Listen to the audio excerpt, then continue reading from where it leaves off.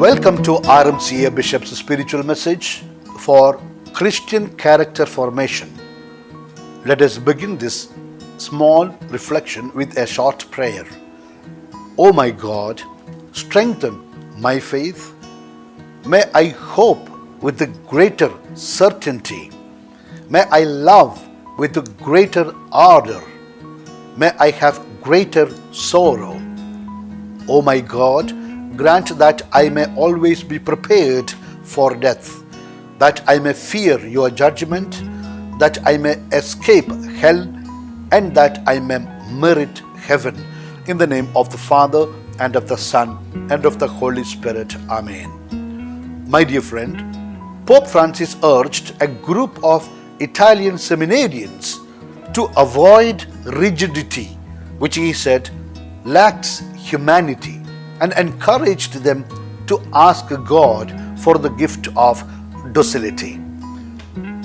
Pope said on 10th June 2021 that clericalism is a perversion of the priesthood. It is a perversion, and rigidity is one of its manifestations.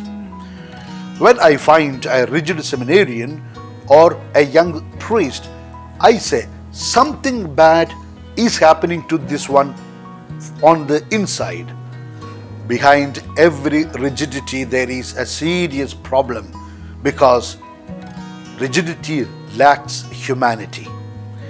The seminary, he said, should not distance its students from reality, from dangers, and from others, but on the contrary, make you become closer to God and to your brothers.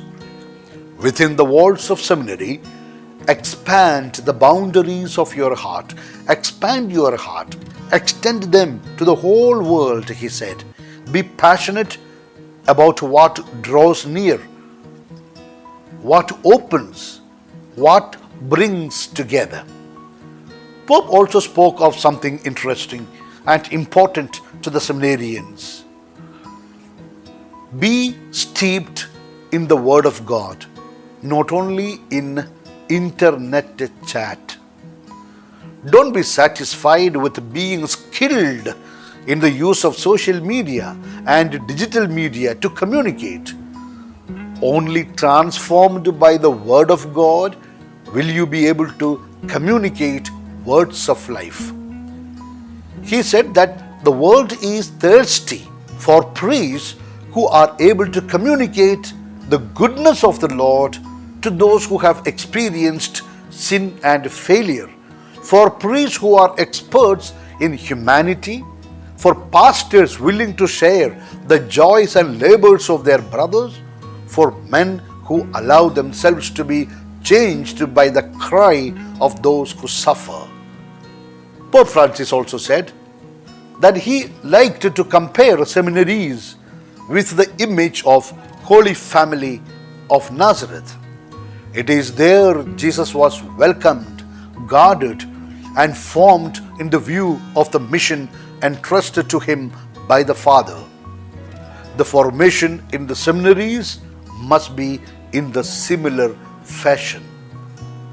The Son of God accepted to let himself be loved and guided by human parents, Mary and Joseph, teaching each of us what, without docility to everyone, especially to superiors and elders, no one can grow and mature, he said. Pope Francis emphasized the importance of asking for the gift of good docility, because without docility, formation will be difficult. Docility in that sense is a constructive attitude of one's vocation and also of one's personality.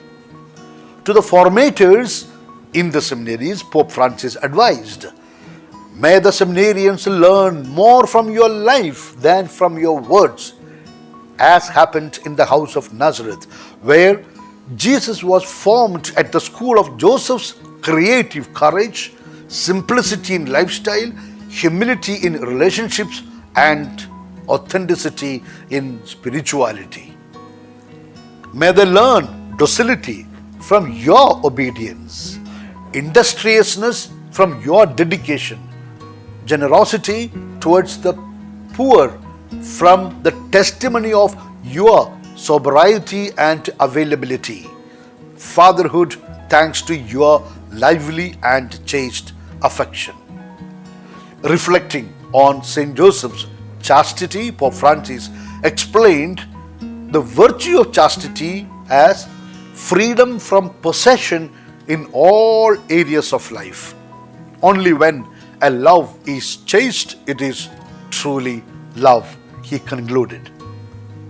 This is how we also can rebuild the church again. Please join me in my humble prayer for you. Let us pray. Eternal Father, grant your child the humility to be obedient to your commandments and thus to be blessed in everything and protected from all evil. Lord Jesus, keep your child close to the church, your mystical body, and give courage to defend her faithfully. O Holy Spirit, kindle in this child the fire of faith in one Creator God, in one Savior Jesus, in one holy Catholic and Apostolic Church, and in universal brotherhood. Now, my dear, I give you my apostolic blessing. May Almighty God bless you, the Father, the Son, and the Holy Spirit. Amen. It is good, my dear friend, to listen to these talks every day, one in the morning and another in the evening. Wish you all the good things in life. Yours, in the mission of the church, Bishop Franco Mullaikil.